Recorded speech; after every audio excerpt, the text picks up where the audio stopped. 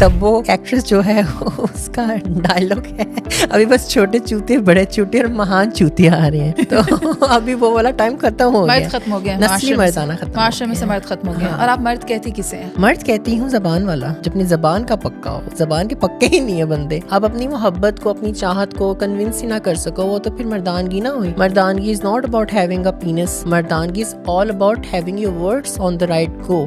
एक लड़के के ऊपर ये वाला फेज कब आता है, बलूगत वाला? उस वक्त एक लड़के के तौर पर थी ना, बाद में आपने चीजें चेंज करवाई। मुझे 15-14 साल की उम्र में शायद मुझे ये रियलाइज हुआ था, and that is very much normal for all of the people as well. उनको भी ये टाइम फेज आता है, लेकिन हर कोई जेंडर डिसऑर्डर से तो नहीं गुजरता ना। हम लोगों की जो ये चीजें होती हैं, ये फैमिली को भी सेंस होना शुरू हो जाती हैं, पेरेंट्स को भी पता चलना शुरू हो जाती हैं, बट वो इतने ज्यादा माशरे की और सोसाइटी के डर की वजह से डर जाते हैं, या उनके एक प्रेशर की वजह से वो अपने या तो बच्चे को छुपा लेते हैं, या तो बच्चे को डराते हैं कि तुमने ये हरकतें करनी है, लड़कों की तरह कपड़े पहनने हैं, या इस तरह करना है कि प्रिटेंड नहीं होने देने। ना हो के भी करीब तो हमेशा पास था, कि ना देखता मैं तेरा रास्ता, जो भी है सब मेरा तेरे हवाले कर दिया, जिस्म का हर तेरे हवाले कर दिया।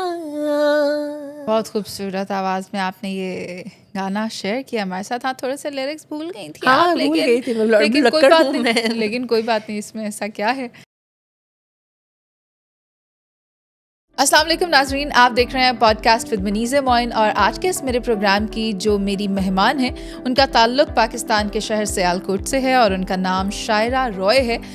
चमकता दमकता सितारा हैं, एंटरटेनमेंट इंडस्ट्री में अपना नाम बना चुकी हैं, सिंगिंग भी करती हैं, होस्टिंग भी की है और कमर्शियल्स भी किए हैं, मॉडल हैं, खूबसूरत हैं, हमारे साथ मौजूद हैं, बात करेंगे उनसे। अस्सलाम वालेकुम। वालेकुम सलाम, क्या हाल है आपका?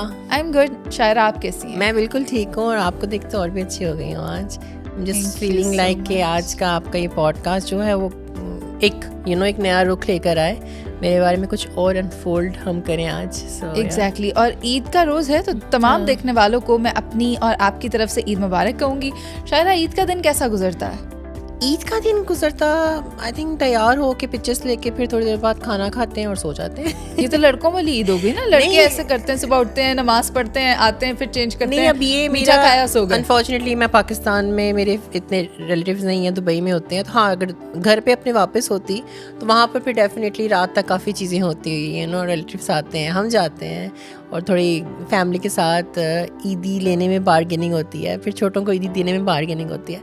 सो वो सारी चीज़ें जो अपनी तरफ ठीक है, बट पाकिस्तान में तो डेफिनेटली अकेली होती हूँ। रात का टाइम ही होता है जब फ्रेंड्स के साथ बाहर निकलना होता है, और उस टाइम ही जाकर फिर अच्छे अच्छे डिनर हो रहे होते हैं और ट्रीट्स हो रही होती हैं। मुझे भी बता दें, रात को अच्छे डिनर कहाँ से मिलते हैं, क्योंकि अमूमन सारी शॉप्स पिछले काफ़ी अरसे से वक्त की पाबंदी रखी जाती है। 10 बजे रेस्टोरेंट बंद हो गए, फिर कुछ हैं जो 12 बजे बंद हो गए, तो आधी रात को कौन से रेस्टोरेंट्स पे जाना चाहिए? रेस्टोरेंट की बात नहीं है, मेरी ऐसी फ्रेंड्स हैं जो डेफिनेटली इन्वाइट कर देती हैं, और अगर वो नहीं इनवाइट करती तो मैं कर देती हूँ उनको अपनी तरफ। अच्छा, आप कुकिंग भी करती हैं? हाँ, आई लव टू कुक। क्या बनाती हैं? अच्छा, ईद के मौके पर क्या बनाया?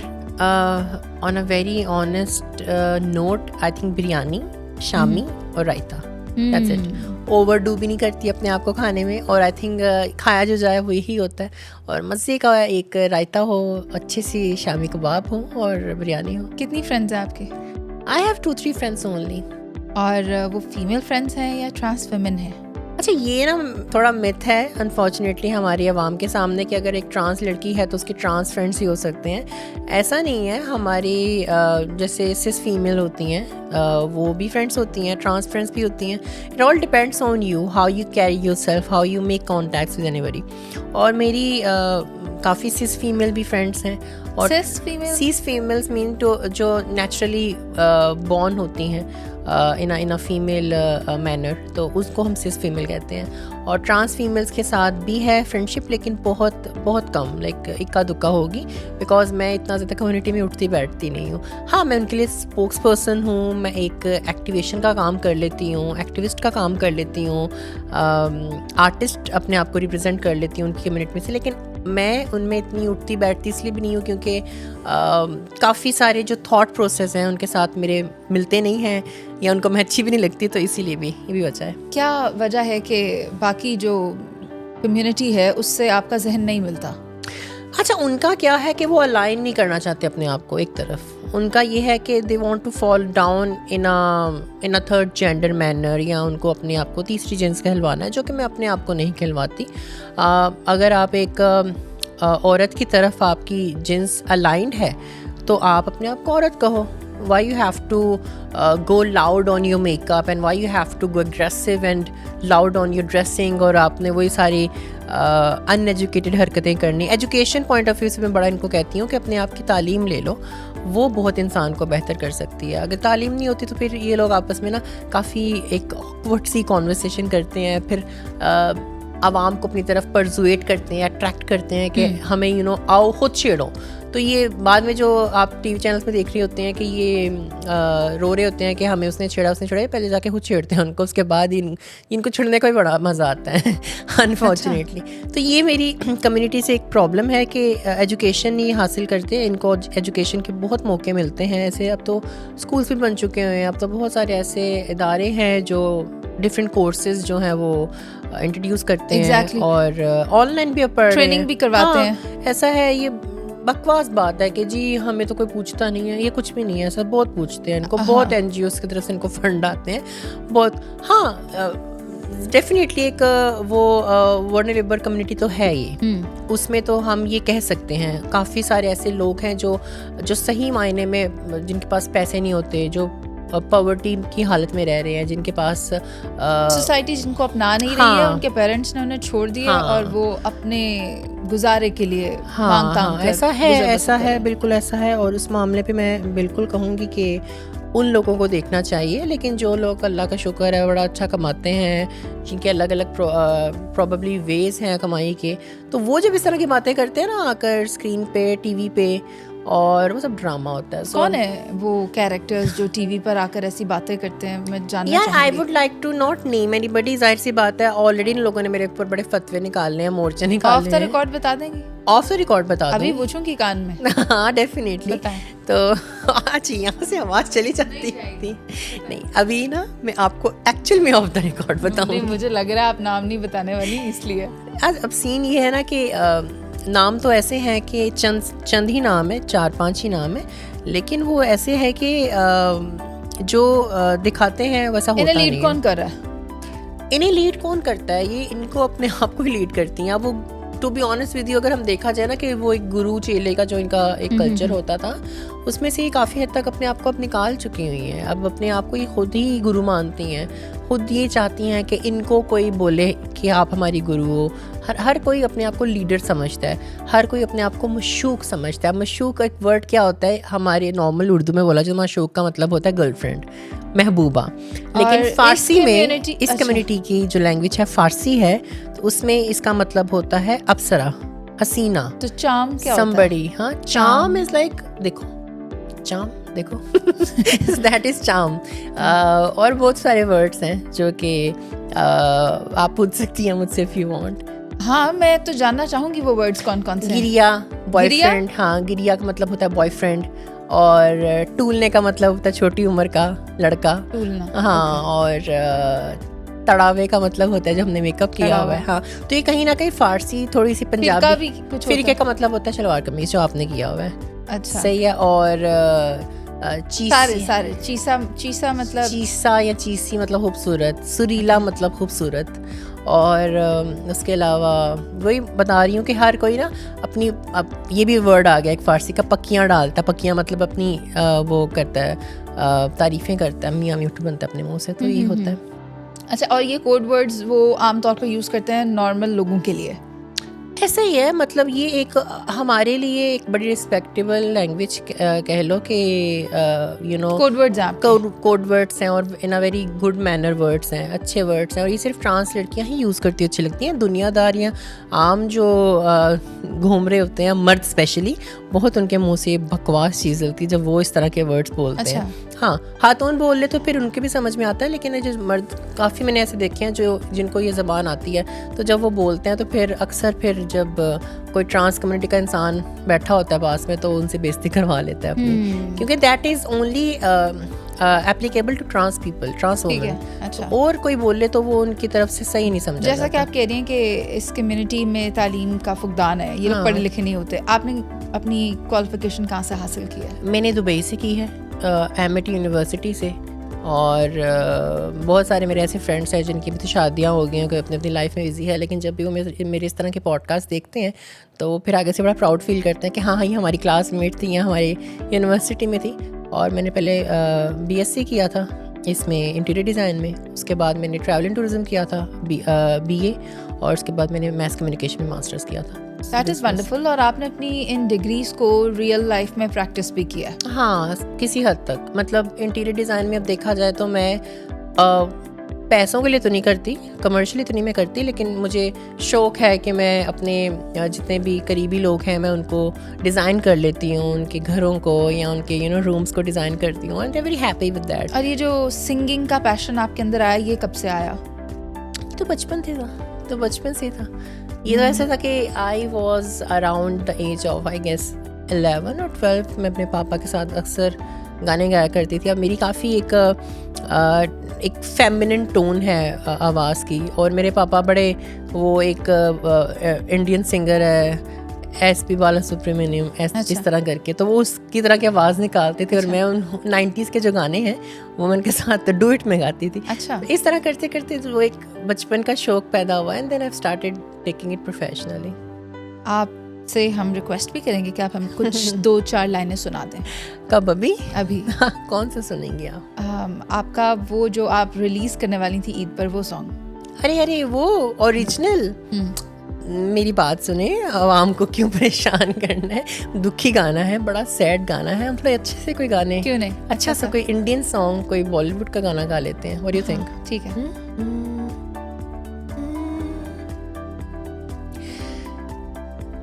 ना हो के भी करीब तो हमेशा पास था, कि न देखता मैं तेरा रास्ता, जो भी है सब मेरा तेरे हवाले कर दिया, जिस्म का हर तेरे हवाले कर दिया। बहुत खूबसूरत आवाज़ में आपने ये गाना शेयर किया हमारे साथ। हाँ, थोड़े से लिरिक्स भूल गई थी आप, लेकिन कोई बात नहीं, इसमें ऐसा क्या है। ये वाला नहीं तो फिर चलें, जाते जाते कोई और भी सुन लेंगे एंड पे। और भी सुना दूंगी। ये बताएं कि शाहरुख खान के साथ आपने कमर्शियल भी किया, ऐसा मौका माहिरा खान के अलावा किसी को नहीं मिला है पाकिस्तान में। अच्छा, ये माहिरा खान पार्ट 2 हैं आप? नहीं, मैं ये नहीं कहूँगी मैं माहिरा खान पार्ट 2 में, हमेशा शायरा रॉय थी, शायरा रॉय ही रहूँगी। बहुत सारे लोगों को ना मिसकम्युनिकेशन और एक मिसकंसेप्शन है इस ऐड की तरफ से। AI ऐड थी, तो बड़े लोगों ने ना इवन असलान के भी पॉडकास्ट पे कमेंट किए थे। तो मैं इनको बताना चाहती हूँ कि एक कैंपेन हुई थी दुबई में, फैंटेसी डार्क चॉकलेट की कैंपेन, और उसके अंदर कुछ मॉडल्स को एक्टर्स को, सॉरी मॉडल में नहीं हूँ, आपने अपनी इंट्रोडक्शन में कहा था मैं मॉडल नहीं हूँ, मैं एक एक्ट्रेस हूँ। तो उसके अंदर उन लोगों ने उनको शॉर्ट लिस्ट किया था, क्योंकि मैं एक इंडियन यूनिवर्सिटी में पढ़ती थी। अच्छा। और वहाँ पर अक्सर इस तरह के अलग अलग छोटे छोटे शूट्स के ऑफर आते थे बच्चों को, जो स्पेशली मैस कम्युनिकेशन के डिपार्टमेंट में होते हैं। ठीक है। तो वहाँ पर जब ये ऑफर आई थी, और ऑफर नहीं थी, ये एक मतलब एक रोल था, पॉडकास्ट था या एक ब्रॉडकास्ट था जिसमें उन्होंने कहा था कि जी आपने अप्लाई करना है, और मेरे अलावा भी कई लोगों ने अप्लाई किया, I was not the only one. मैंने जब वो अप्लाई किया then they took that ad in a way कि आप, उन्होंने जब वो एड को शूट किया तो उन्होंने मेरे अलावा 2-3 और सेम जो एक्टर्स हैं उनको सेम ड्रेसिंग करवा के अलग अलग वे में शूट किया। ठीक है कि अब ये उसका तरीक़ेकार क्या था कि अगर आप चाहो तो आप भी अपनी इस तरह की ऐड बना सकते हो। उसमें आपने हमारी वेबसाइट पे आना है, आपने किसी कुरंदाजी में शामिल होना है, और फिर जो विन करेगा हम आपको वो सिलेक्ट करके एज अ मॉडल हम आपको उसमें फैंटेसी चॉकलेट में डाल देंगे, उनका फेस डाल देंगे, मॉडल को रिप्लेस कर देंगे। लेकिन जो इनिशियल होता है या जो एक स्टार्टिंग होती है या एक एग्जाम्पल होती है उस एड के लिए, वो on a real set shoot हुआ था, on a real platform shoot हुआ था। SRK के साथ बात करने को तो नहीं थी मिली डेफिनेटली, लेकिन हमें कुर्बत मिल गई थी। हाँ, मतलब इतने करीब आके वो बात कर रहे हैं, उससे ज़्यादा मैं क्या करूँ। तो इस तरह था कि काफ़ी लोगों ने आपकी एज क्या थी उस वक्त? I was around I think 20-21 and that was the age. And ये आई थिंक इस बात को हो भी गए 5-6 साल हो गए इस एड कैंपेन को। बात करने को नहीं मिली? नहीं बात करने को मिली। बात करने को इसलिए भी नहीं मिली क्योंकि ऑलरेडी वहाँ पर इतनी गहमा गहमी थी। उनकी एक फीमेल सेक्रेटरी होती है जो उनके साथ, वो she is very strict on a manner वहाँ पर ऑन द सेट। तो हमारी अपनी हवाइयाँ छूटी होती हैं जब इतना हम तो मतलब बात भी नहीं कर सकते। शाहरुख खान यहाँ तो वो तो डायलॉग भी बंदे को कुछ याद ना हो। खैर उसमें डायलॉग तो नहीं थे ना? था। क्या था मेरा डायलॉग? था उन्होंने कहा था मैम क्या सर्विस करवाना चाहती हैं। वो सलोन वाले बने हुए थे, जो हेयर ड्रेसर होता है या जो मैनी पैडी करते हैं, और मैं क्लाइंट उनकी बनी हुई थी।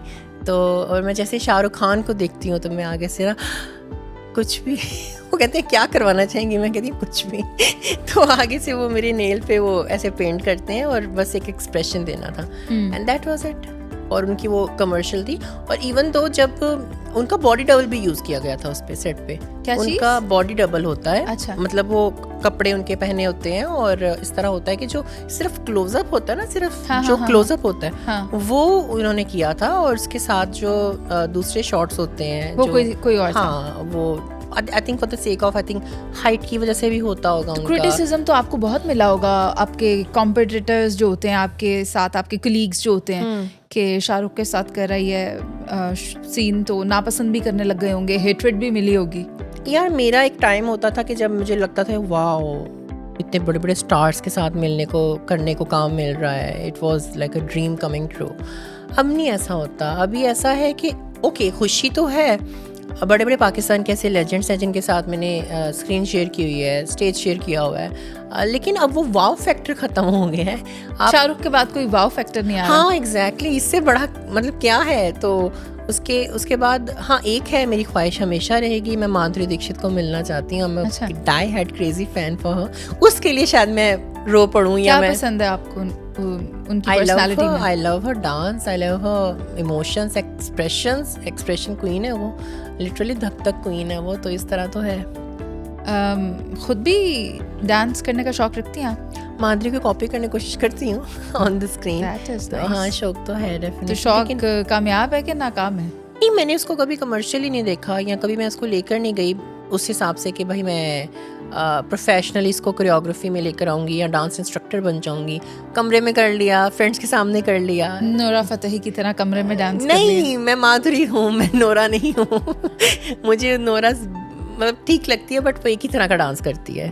उसका वो थोड़ा बैले डांस और थोड़ा एक लॉकिंग एंड पॉपिंग स्टाइल का उसका एक स्टाइल है। बट माधुरी का क्या है, वो Indian, Kathak, classical, even Bollywood, वो हर तरह से संभाल लेती हैं। So it's a good thing. Shahrukh के साथ ऐड करने के लिए कितने अमाउंट दी गई थी? बहुत अच्छे पैसे थे उस टाइम तो 6000 दिरहम था, और 6000 दिरहम वहाँ की करेंसी में it was a very nice money.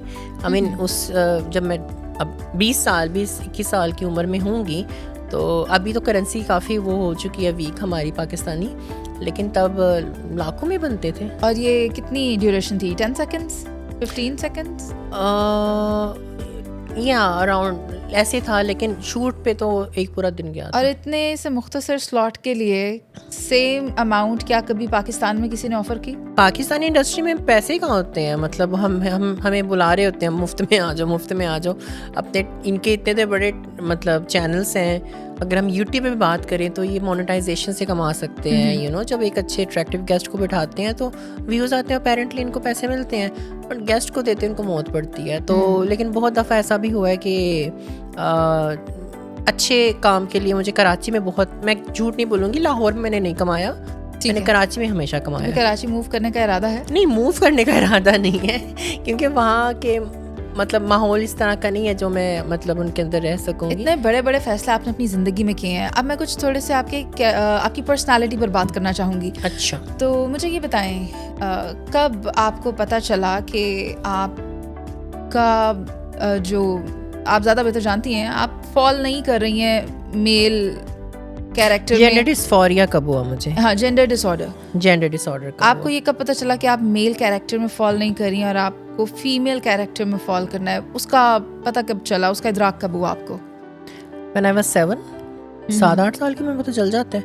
आप ये जेंडर डिस्फोरिया एक ऐसी टर्म होती है जिसमें आपको पैदाइश पे नहीं पता चलता, ये आपको एक टाइम पीरियड पे जाके पता चलता है। और जब आई थिंक जब आपको प्यूबर्टी आपकी हिट करती है, और So that is not at the age of 7, that may be नहीं by मैं the age आपको of बता, 12 or आपने 13? सवाल ये पूछा है कि आपको पता कब चला।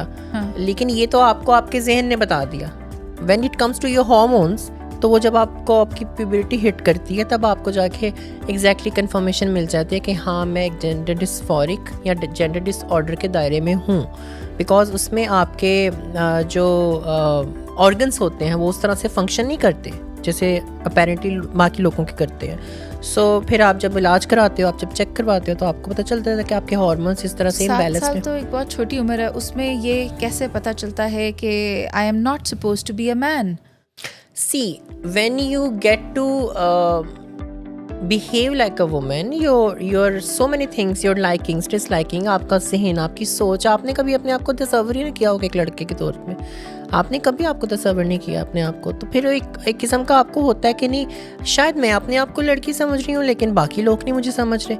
ये क्या बात है? अब उस एज में तो आपको पता नहीं चल रहा होता कि क्यों लोग आप पे हंस रहे हैं, ऐसा मैंने क्या गुनाह कर दिया या ऐसा क्या हो गया है। फिर जब आहिस्ता आहिस्ता सेंसेस आना शुरू होती हैं, अक्ल आना शुरू होती है 11 साल की 12 साल की उम्र में, तब जाकर आपको रियलाइज़ होता कि नहीं, मैं अलग हूँ, मैं अपने आप को जो बंदी समझती थी मैं नहीं हूँ लोगों की नज़रों में। तो उसके बाद फिर जब आप टेक्निकल पॉइंट्स पे या बायोलॉजिकल सिनेरियोज़ में आते हो, जब आप बालिग हो जाते हो, तो फिर तब जाकर आप रियलाइज़ करते हो कि हाँ जी, यहाँ पर भी इश्यूज़ हैं। That is when you are identified as a transgender or a gender disorder person. अच्छा शायरा, तो एक लड़के के ऊपर ये वाला फेज कब आता है, बलूगत वाला? आप तो उस वक्त एक लड़के के तौर पर थी ना, बाद में आपने चीज़ें चेंज करवाई? I would say when I was, I think, probably 15. मुझे 15-14 साल की उम्र में शायद मुझे ये रियलाइज़ हुआ था। और and that is very much normal for all other people as well. उनको भी ये टाइम फेज आता है, लेकिन हर कोई जेंडर डिसऑर्डर से तो नहीं गुजरता ना।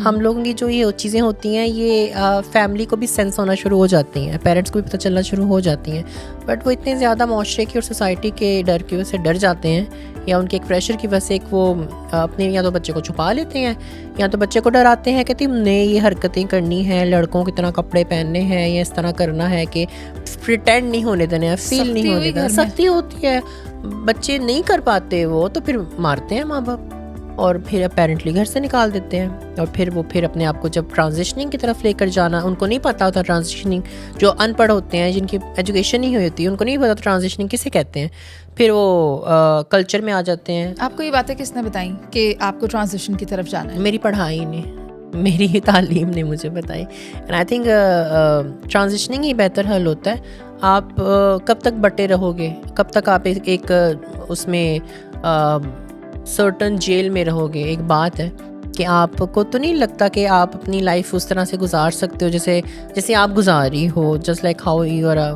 Fine women living up her life, और जिस तरह कोई भी यहाँ पर एक मर्द गुजारता है। तो हमारी भी वही ख्वाहिश होती है कि हम भी एक नॉर्मल सस्टेनेबल लाइफ गुजारें, और उसके लिए अगर हमें कुछ ट्रांजिशनिंग प्रॉपर करनी पड़े, हम अपने आप को अलाइन कर लें, ठीक है, अपना जो जेंडर है उसको बिल्कुल प्रॉपर फाइन कर लें, तो फिर आई थिंक वो हर इंसान का हक है। हर इंसान का हक है कि उसको जो चीज़ें तंग कर रही हैं, जो इश्यूज आ रहे हैं उसके हार्मोन्स पॉइंट ऑफ व्यू से, या उसके किसी भी चीज़ से, किसी भी इलनेस से, किसी भी बीमारी से, तो उसको वो ठीक करवाए। ये तो आपकी ख्वाहिश हो गई। ये ख्वाहिश नहीं है, ये रिक्वायरमेंट है, ये ज़रूरत मैं है। ये कह रही हूँ कि ये जो हुआ आपके साथ, उसके बाद आपने इन चीज़ों को अपनी मर्जी के मुताबिक ढालने की कोशिश की। ये आपकी चाहत थी, आपकी ख्वाहिश थी, एक आपके पेरेंट्स की भी होगी।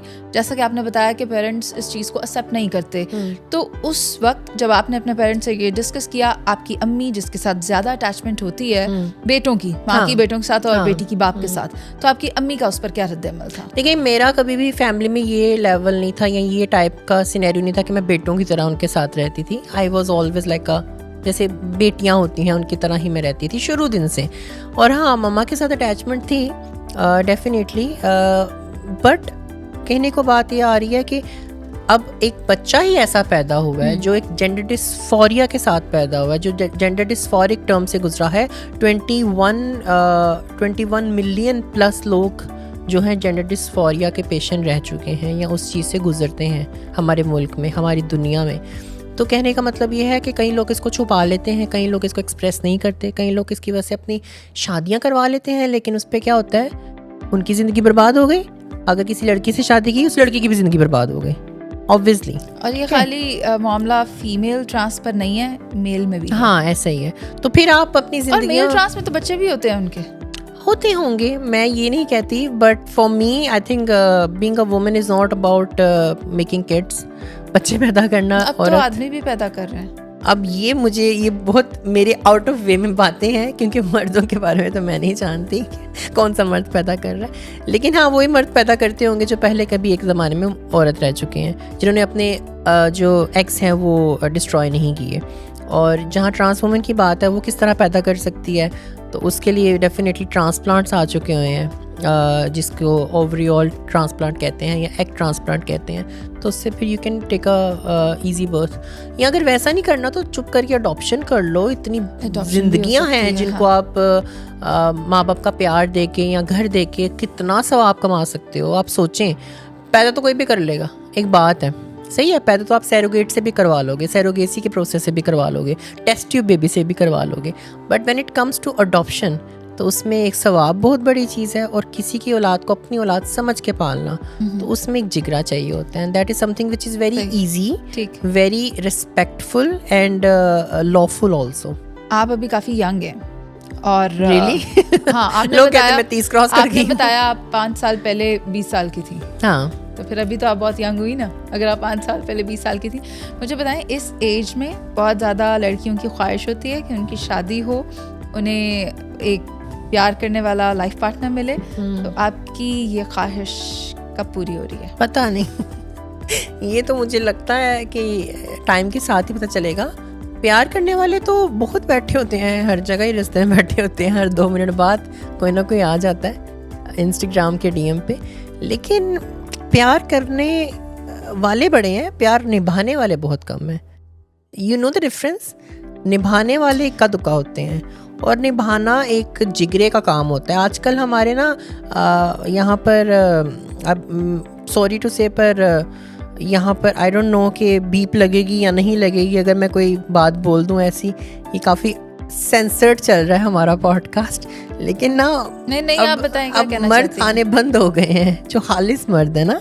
अभी वो तब्बो एक्ट्रेस जो है उसका डायलॉग है, अभी बस छोटे चूते, बड़े चूते और महान चूते आ रहे हैं।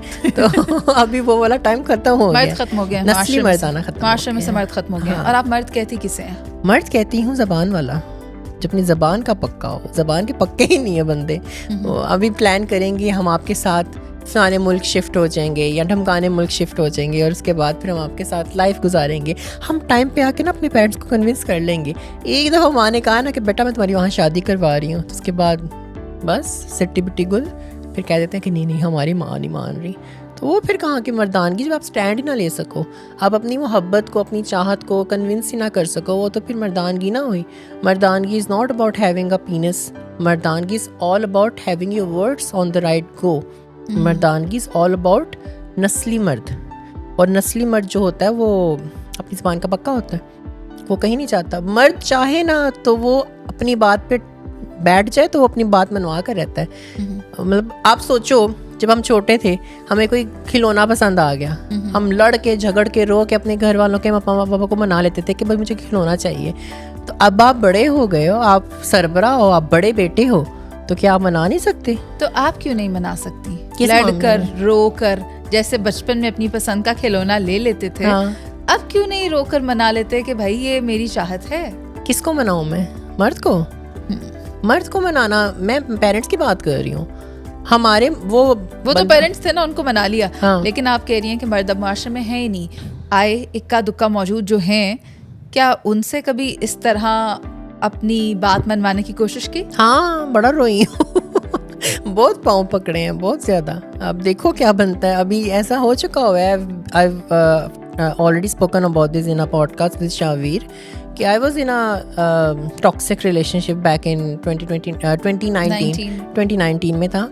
और बस वो ये होता था, कहता था कि भाई तुम कहंदा सी पहले हो गया, मोहब्बतें चल गई, आशिकी 2 वाले म्यूजिक बज गए, जितना प्यार मोहब्बत करनी थी 2-3 महीने गुजार लिए। उसके बाद उसको याद आ गया कि हो मैं तो एक ट्रांस लड़की के साथ रिलेशन में हूँ।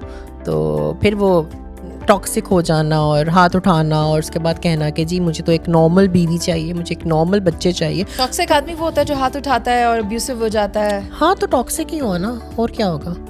वो तो नामर्द है जो हाथ उठाता है औरत पे। अब औरत को इतना बस नहीं चलता कि वो आगे से उसकी जाहिर सी बात है, मर्द की एक हार्ड बोन होती है, एक स्ट्रेंथ होती है। अब आपको अब तो औरतें मैंने देख ली हुई हैं जो वो भी आगे से रिप्लाई बैक में चिपड़े मार देती हैं। आपने प्रैक्टिस कर ली? नहीं, मैंने करा हुआ है ना, मैंने पीटा हुआ है एक को, मुझे पता है। कैसे, क्या पीटा उसे और क्यों पीटा? When it comes to the breakup part, तो मैंने कहा इतनी बहुत सारी बातें बोल रहा था, इतनी आसानी से नहीं जाने देती। इतनी आसानी से नहीं जाने देती। तो एक दफा बकवास बहुत की थी ना उसने सामने बैठ के। तो when it was coming on a breakup part, तो बैठकर सामने बहुत कुछ बोल रहा था, फैमिली के बारे में, मेरे बारे में, ये वो। तो फिर मैंने कहा मैं कैसे अपना गुस्सा निकालूं, मुझे तो कुछ चाहिए। तो सामने ना वो मेरा एक अंकल सा था, उसके पास रैकेट था, तो मैंने उसको रैकेट से पीटा था बस एक दफा। तो इतना बुरा पीटा दुर्गत बनाई थी? नहीं, वो लास्ट टाइम था ना, मुलाकात लास्ट टाइम हुई थी, तो बड़ा अच्छा मजे का पीटा था KFC में। अच्छा, दुनिया सबके सामने। And I am proud of it. जो आपके साथ गलत करे, जब आपको आपके पेरेंट्स को, आपके घर वालों को, सबको बीच में लेकर आए, तो इसको ना छोड़ो, मार दो। मुझे नहीं पता वो कौन सी फैमिलीज हैं जिनमें पेरेंट्स को बीच में नहीं लाते वो मर्द हजरात। वो तो आजकल औरतों को सुनना पड़ता है, भाई तुम्हारे माँ बाप ने तुम्हारी तरबियत नहीं की, हाँ। तुम्हारा बाप फलां था, तुम्हारी माँ फलां, तुम्हारा भाई फलां था, तुम्हारी बहन फलां। हाँ। और यही अगर हम लोग बोल दे उनको, ये तो हर दूसरे घर की कहानी है। हाँ, बस यही बात है ना। आप नहीं, वो कहते हैं ना जुल्म सहो ना जुल्म करो, ठीक है ना, वही बात आ जाती है। अगर आपने जुल्म करना नहीं है तो फिर आप सहो भी ना। और इस बुनियाद के ऊपर मैं बस यही कहना चाहूँगी कि अब देखा जाए ना तो लड़कियां बहुत आगे प्रोग्रेसिव हो चुकी हैं, काफ़ी हद तक इंडिपेंडेंट हो चुकी हैं। आई रियली प्रे कि हर लड़की को वो लड़का मिले जो उसके लिए परफेक्ट एग्जाम्पल हो, कि कल को उसको वो तकलीफ़ें ना देखनी पड़े जो मैंने देखी हैं, या शायद आपने भी कहीं देखी होंगी, या इस तरह लड़कियां जो फेस करती हैं, सफ़र करती हैं। तो अभी तो whatever I am going through, I am having a good time and I am praying for it कि अच्छा ही रहे अल्लाह करके। सो अब आके सब अल्लाह के ऊपर होता है। शादी के ख्वाब हैं? पता नहीं, अब ये भी पता, एक टाइम था जब मैं कहती थी हाँ है, जब मैं कहती थी शादी होगी, रस्में होंगी, 2019 की बात कर रही हैं? हाँ, दुल्हन बनूंगी, रस्में होंगी, दूध पिलाई की रस्म होगी, वो वाली रस्म होगी, ये वाली वो सॉरी जो एक नॉर्मल एक औरत की ख्वाहिश होती है, लहंगा यहाँ से आएगा, मेकअप यहाँ से होगा, वो ख़त्म हो गई है। वो एक दफ़ा जब टूट जाता है ना, चकना चूर हो जाता है। वही मैंने कहा था कि ग्लास को आप ज़मीन पे फेंको, वो टूट जाता है, उसको बाद में एल्फी वगैरह के साथ जोड़ के देखो क्या वो वापस शेप में आएगा, नहीं आएगा। तो इसी तरह आप जितना मर्जी कर लो, वो ख्वाब जब टूट जाता है तो फिर दोबारा से वो ख्वाब नहीं जिया जाता। कोई ट्रस्ट आपका तोड़ दे, वो ट्रस्ट आप दोबारा उसका गेन नहीं कर सकती. अगर गेन करना है तो you have to literally earn the trust. आप अर्न करते हो तो फिर ट्रस्ट होता है. आप बोलने से नहीं हो जाता कि ट्रस्ट हो गया. हाँ, आप आजकल एक्टिव नहीं है ज़्यादा, आपने किनारा किया हुआ है, आप मीडिया से ज़रा दूर हैं. हाँ. अपनी जो आपके अपने इंटरेस्ट हैं उन पर भी थोड़ी कम तवज्जो दे रही हैं. इसकी क्या वजह है? कुछ परेशानियां चल रही हैं आपकी? मैं स्टोरीज भी देखती हूँ, काफ़ी हार्ड स्टोरीज होती हैं और आप उसमें काफ़ी दुख में नज़र आती हैं. मैं चाहती हूँ कि बताएं आखिर अंदर चल क्या रहा है. यार ऐसा कुछ नहीं है. हाँ, definitely I am a very emotional and sensitive person when it comes to relationship, when it comes to love, when it comes to attachment. और when I get attached तो वो easily मैं move on नहीं कर पाती. मुझे सालों लग जाते हैं. महीनों भी नहीं, सालों लगते हैं मुझे. तो उसमें ये है कि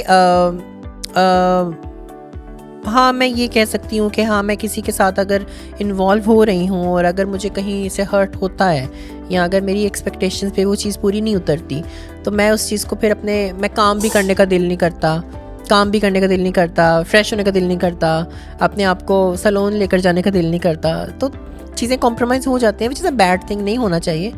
बट क्या कर सकते हैं, ये एक औरत की नेचर है. आपके साथ एक दफ़ा एक बदसलूकी का वाक़या पेश आया था. आप एक प्रोग्राम में गई थी जहाँ पर आपको किसी की गुफ्तगू पसंद नहीं आई, आप उठकर जा रही थी. मैं चाहूँगी वो इंसिडेंट आप हमारे साथ शेयर करें. हाँ जी, फिजा के शो, CNN न्यूज़ का. हाँ जी, तारों से करी बात जी. अच्छा. फिजा एक अच्छी खातून है और स्टाफ भी अच्छा होना चाहिए था, लेकिन वो जो एक नागवार सी सूरत हाल हो गई. प्रोड्यूसर बहुत नागवार था, बेहद बेढंगा जाहिल आदमी था वो. और मैं बहुत न्यू थी इंडस्ट्री में. I was like very new. और तब मैं नई दुबई से यहीं माइग्रेट हुई थी. तो उस शो में मुझे गेस्ट बुलाया गया था ना. आई वाज लाइक मैं अपनी कज़न के साथ गई थी शो में. और वहाँ पर जब वो शो स्टार्ट होने वाला था तो उसने मुझे कहा कि गाना सुनाओगी तो मैं इम्प्रेस होऊंगा तो मैं तुम्हें गेस्ट सीट पे बिठाऊंगा, अदरवाइज पता नहीं उसने क्या, तुम्हारे जैसे खुसरे नहीं हम यहाँ पर बुलाते हैं ना, इस तरह की उसने कोई बात कही थी. तो मेरे लिए ना उस टाइम पे ना ये जो खुसरा वर्ड है ना, ये बहुत ही ह्यूमिलिएटिंग, नाकाबिले बर्दाश्त. अब तो खैर बहुत बकवास लोगों की कमेंट्स पढ़ पढ़ के अब एक आदत सी हो गई, अब नहीं फ़र्क पड़ता, अब यहाँ नहीं लगता. तो उस टाइम बहुत मुझे ये हिट करता था वर्ड कि भाई क्यों बुला रहे हो. ठीक है, ये वही वाली बात होगी कि आपको खातून बुला लें इज़्ज़त से और लौंडिया बुला लें बदतमीज़ी से. सही है ना. तो इसी तरह अगर आप एक ख्वाजा सरा को, ट्रांस को खुसरा बुलाओगे तो फिर वो जाहिर सी बात है नाकाबिले बर्दाश्त होगा. खुद बुलाया था उन्होंने आपको प्रोग्राम में? हाँ, उनकी पे करके बुलाया था. हाँ, और बुलाकर पे भी ऐसा पैसे नहीं थे मिले, पैसों की बात हो गई थी. वो जो एक चेक होता है या वो होता है, वो लिख दिया था उन्होंने, मुझे पिक्चर आ गई थी उसकी. और 15,000 का पे चेक था और मैं नहीं दिया उन्होंने. बाद में थप्पड़ जो हाँ, प्रोड्यूसर को आप मार कर आई. हाँ, थप्पड़ मार दिया. तो मेरे में नहीं है बर्दाश्त, मैं क्या करूं. तो ये जलालत बर्दाश्त करता कौन है? नहीं, ये सिर्फ बोलने की बात है. उसने सिर्फ ये बोला नहीं था, उसने एक्शन किया था जिसके ऊपर मैं उसको थप्पड़ मारा था. जब उसने मुझे कहा ना कि वहाँ बिठाऊंगा जब मुझे गाना गाकर सुनाकर इम्प्रेस करोगी, ठीक है ना, और साथ में उसने ये नामौजू सा वर्ड यूज़ किया. तो मैंने उठ कर उसको कहा गो टू हेल. मैं ये कहकर मुड़ी हूँ तो उसने मुझे पीछे से पकड़ा है, यहाँ से ना ऐसे पकड़ा है. ठीक है. और मेरे जो अंडर गारमेंट्स उसके हाथ में ऑलमोस्ट तो मैंने उसके बाद फिर घूम के चपेड़ी मारनी थी. मैंने क्या करना था, आप खुद सोचो. नोबडी कुड डेफिनेटली, बर्दाश्त तो कोई भी नहीं कर सकता. 16 लोग थे वहाँ पर GNN न्यूज़ पे. बच बचाओ कराया उन्होंने फिर. अब वहाँ पर ना जो उनकी प्रोड्यूसर थी ना, वो हिजाब करती थी और वो लड़की ना वहाँ उस टाइम मौके पे मौजूद नहीं थी.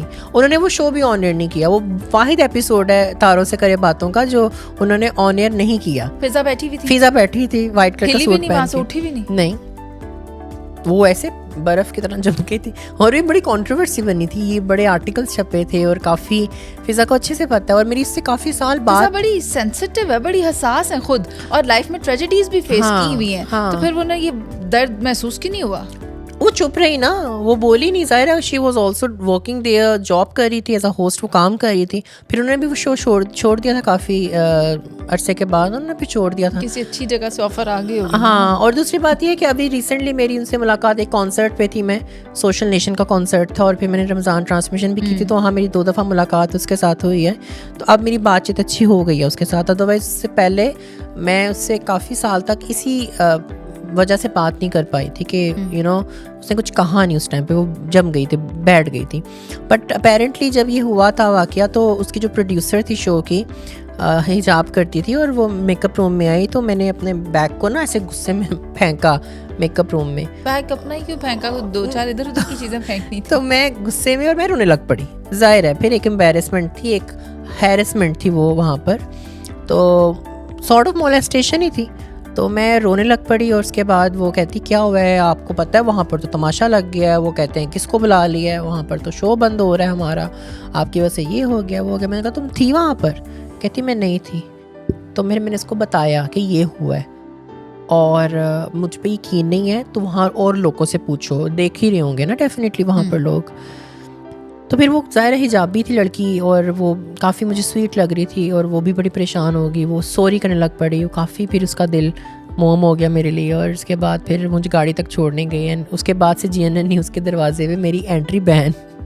आपकी एंट्री क्यों बैन है? आपने कहना था भाई I am not gonna come to this organisation. नहीं, मैं तो वैसे I am not even interested जान, I am not even interested, but apparently उन्होंने बैन कर दी है मेरी। मैं जब मिस ट्रांस पाकिस्तान बनी थी, तो मेरी जो ऑर्गेनाइजेशन जिन्होंने बनाया था मुझे मिस पाकिस्तान, तो उसकी जो हेड थी सोनिया अहमद, उसने मुझे बताया था, जो मैनेज करती थी, कि GNN न्यूज़ पे ना अलग अलग शोज़ आ रहे थे, तो उन्होंने शायरा को बुलाओ, शायरा की तो एंट्री बैन है। उन्होंने अपने रजिस्टर में शायरा रॉय को लिखा हुआ कि ये बंदी GNN में नहीं एंटर हो सकती। मैंने कहा तुम लोग मुझे क्या एंटर करोगे, तुम लोग मेरे पैसे भी खा लिए, मुझे बुलाया, जलील भी कर दिया, मैं कभी ज़िंदगी में ना एंटर हूँ। तो ये बात है। देखें आज ईद का रोज़ा है और वक्त भी इख्तिताम की जानिब बढ़ा है। आपसे मैं एक आपकी ज़िंदगी का वो हॉन्टेड वाला वाक़या सुनना चाहती हूँ कि जब आप किसी के वश में थी और I don't know what happened further. मैं चाहूँगी आप शेयर करें। यार सीन ऐसे था, बचपन में, ये वर्ड मैंने हिंदी बोल दिया, देखने वाले मुझे कहेंगे ये वश में थी बोल रही है, ये इसको देखने वालों तो कहते हैं, मैं खुद बहुत हिंदी बोलती हूँ।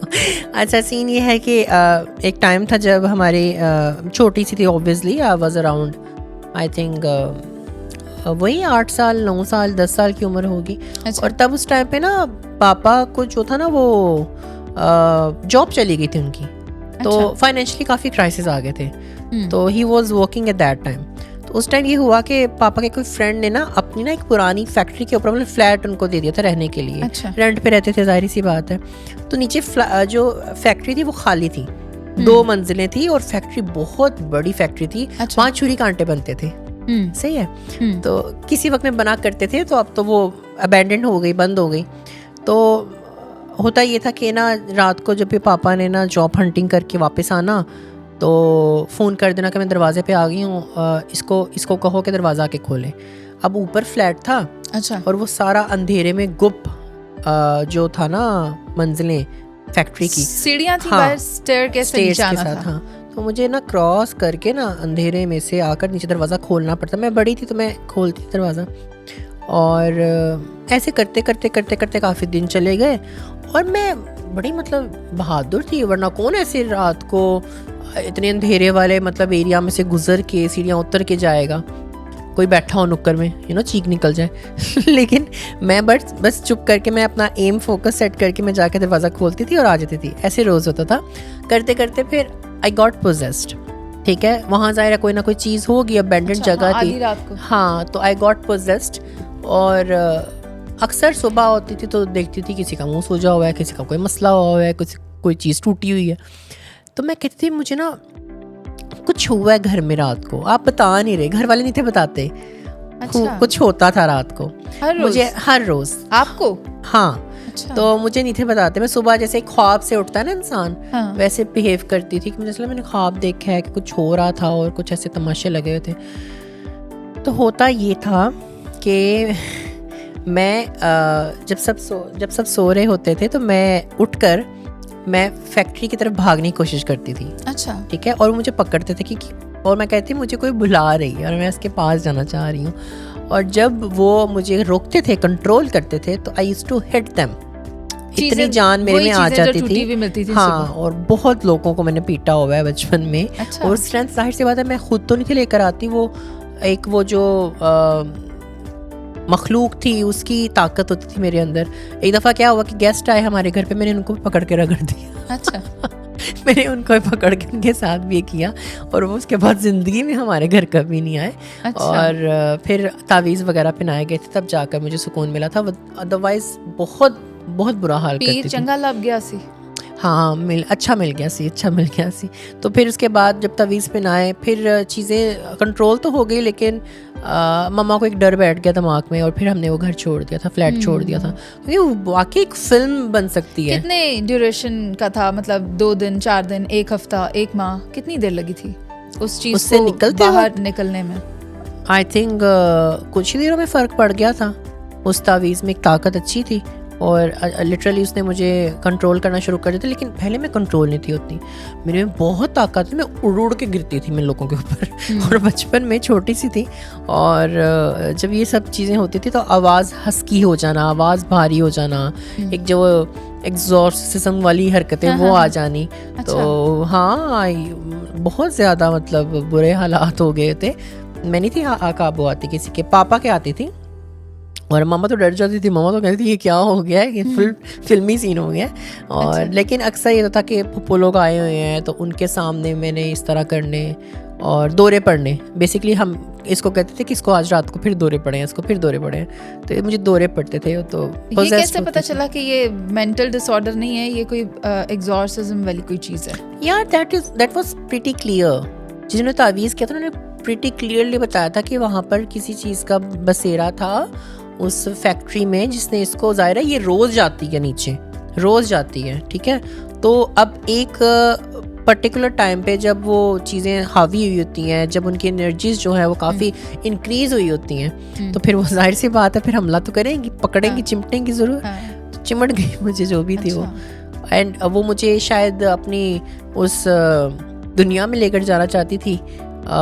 तो मैं जब उसकी तरफ जाती थी तो मुझे घर वाले रोकते थे, तो फिर वो छुड़वाने की कोशिश करती थी। शायद 2 रास्ते होते हैं ट्रांस वुमेन के लिए भी। एक आपने भी देखा होगा, एक इंडस्ट्री में हमारे काम करने वाली ख़वातीन हैं जिनमें महक मलिक भी मौजूद हैं। कुछ उस रास्ते पर चल पड़ती हैं और कुछ उस रास्ते पर चल पड़ती हैं जो दूसरी साइड है, जो थोड़ा सा वकार वाला रास्ता है, जहाँ पर थोड़ी रिस्पेक्ट मौजूद है, वो उस रास्ते का इंतखाब करती हैं। तो आपको क्या लगता है कि वो कैटेगरी जो उस तरह से करी है, वो आपकी कम्युनिटी के लिए एक धब्बा तो है ना? धब्बा तो है, लेकिन आप ये भी तो देखें कि मुजरे भी तो हो रहे होते हैं। बहुत जगहों पे आप देखें तो डांस फंक्शन औरतें कर रही होती हैं, कई जगहों पे प्राइवेट फंक्शंस हो रहे होते हैं। हमारी बड़ी बड़ी टिकटॉकर्स हैं जो प्राइवेट जाके फंक्शंस कर रही होती हैं और डांस वो कर रही होती हैं। निजी महफिल का बड़ा एहतमाम किया जाता है और कई लाखों हाँ, लुटाए और जाते हैं। काफ़ी लाखों। और I would not name but anybody, but celebrities, हमारी फिल्म स्टार्स, वो भी जाके ये कर रही होती हैं डांस। अब महक का क्या सीन है कि महक इसमें ना काफ़ी ज़्यादा मशहूर हो गई हैं, और जाहिर सी बात है वो एक ऐसे बैकग्राउंड से आती हैं, एक ऐसे सिटी से आती हैं जहाँ पर एजुकेशन का तो उस तरह से नहीं था, और वहाँ पर यही फंक्शंस ही एक रोज़गार होता था। जाहिर सी बात है आप उसमें अब आप हर इंसान को पेट लगा हुआ है, हर इंसान ने कमाना है, और उसकी फैमिली काफ़ी ज़्यादा स्ट्रिक्ट थी इस मामले को लेकर कि जी पैसे आएंगे तो फिर ही वो एक्सेप्ट करेंगे उसको। और वैसे ही हुआ कि उन्होंने एक्सेप्ट किया जब उसने अपने घर वालों को सोने चांदी खिलाए, गाड़ियाँ लेके दी। अब वो सारी जिम्मेदारी उठाती है। अब she is the most prestigious person of their family, of a family. मगर आपकी कम्युनिटी के लिए उसकी पोजीशन कहाँ है? उसकी पोजीशन हमारी कम्युनिटी के लिए भी काफ़ी एक इन अ गुड मैनर देखी जाती है। काफ़ी लोग देखते हैं, उनको रोल मॉडल समझते हैं। लेकिन मेरे लिए वो एक डांसर हैं। For me she is just a dancer, any other dancer. जैसे हमारे स्टेज की काफ़ी डांसर, नरगिस लगा लो, दीदार लगा लो, और इसी तरह मेरे लिए वो डांसर है। मैं इसके जेंडर पे इसको चेक नहीं करूँगी, और मैं इसका डांस इतना फॉलो भी नहीं करती थी। अपेरेंटली मैंने एक वीडियो क्लिप देखी जिसमें वाकई में वो डांस अच्छा कर रही थी, और मैं वाकई में मुझे लगा अच्छा, मुझे तो ये नज़र आता था कि ये बस बाल हिलाती है और घूमती है और इस तरह डांस, लेकिन she was on the beat, she was on the expressions, and she was very good at her job. So I think everybody, you are doing a podcast hosting thing, और आप होस्ट करती हैं और आप influencing करती हैं, तो that is your job. मैं एक एक्ट्रेस हूँ, मैं एक सिंगर हूँ, मेरी ये जॉब है। वो एक डांसर है, शी इज़ अ मुजरा गर्ल, तो वो उसकी जॉब है, ठीक है। अब आप ये पूछना चाह रही हैं कि उसका जो इन्फ्लुएंस है वो हमारी कम्युनिटी पे कैसा पड़ रहा है, तो वो बहुत सारी इसमें ओपिनियंस आ जाती हैं। अगर आप मेरी ओपिनियन के बारे में जानना चाह रही हैं तो मैं उसको कहूँगी कि वो अपनी जॉब करती है, उसमें उसका एक नाम बन गया है। अब हम किसी को ये तो नहीं कह सकते कि आप मत करो, ठीक है ना। अब वो भी एक मुजरा गर्ल है, she is also dancer. Eid का रोज़ है, मैं चाहती हूँ कि जाने से पहले आप एक मैसेज दे दें हमारे नाजरीन को ईद पर। I think Eid is a festival जो आप फैमिली के साथ गुजारो, प्यार करो। हम अपनी फैमिली को बहुत एज फॉर ग्रांटेड लेते हैं और इधर उधर के लोगों को मुंह लगाते हैं, लेकिन जो अपने पेरेंट्स होते हैं उनको इतना ज़्यादा प्यार जो वो डिज़र्व करते हैं वो उस तरीके से नहीं कहते। हम बहुत सारे लोगों को आई लव यू कह सकते हैं, लेकिन हम कभी बहुत कम होता है कि अपनी मम्मा को या अपने बाबा को आप सामने बिठा कर कहे कि I want to say that I love you. ये कहोगे तो वो खुश हो जाएंगे, तो आप कहो उनको और साथ में अच्छे अच्छे खाने खाओ। Put your selfies on the social media and enjoy the day. The message is very beautiful. पता है, हम कदर इन रिश्तों की तब करते हैं जब ये हमारे बीच में बिल्कुल ऐसा ही है। मैं बहुत ज़्यादा परेशान हुई थी पिछले दिनों। एक फ्रेंड था मेरा, उसकी अम्मी फौत हुई थी। वो बहुत क्लोज था अपनी अम्मी से, बहुत ज़्यादा। और अब वो कई सारी इफ्तारियाँ उनके साथ बैठ कर ना कर रहा होता है उनकी कब्र पे, तो वो बहुत इमोशनल मेरे लिए होता है। तो ये है कि आप जितना ज़्यादा उनको टाइम दोगे, प्रायोरिटाइज़ करोगे, तो अपेरेंटली आपके रास्ते बनना शुरू हो जाएंगे, आप कामयाबी की तरफ जाओगे। और अब अगर उनको दुख देते हो ना, तो वो वाकई जाके सीधा आसमान पे लगती है। तो ये आप फॉलो करो। दुनिया ने तो आपको दुख दिया, आप बदले अपने माँ बाप से क्यों लगा रहे हो? तो या just focus on your goals, focus on your life, focus on your betterment. And ये आई थिंक सारी चीज़ें मैं अपने आप को भी ताकीद करना चाहती हूँ कि कहीं मैं फोकस नहीं कर रही। नहीं, आप इंशाल्लाह वक्त के साथ साथ करेंगी, और क्योंकि आज ईद का मौका है तो आप भी एंजॉय करें। आपके यहाँ पर आने का बहुत शुक्रिया, हमें आपके साथ मिलकर अच्छा लगा। तमाम देखने वालों को हमारी तरफ से ईद मुबारक, और आप सबसे इजाज़त चाहेंगे अल्लाह ने के बाद।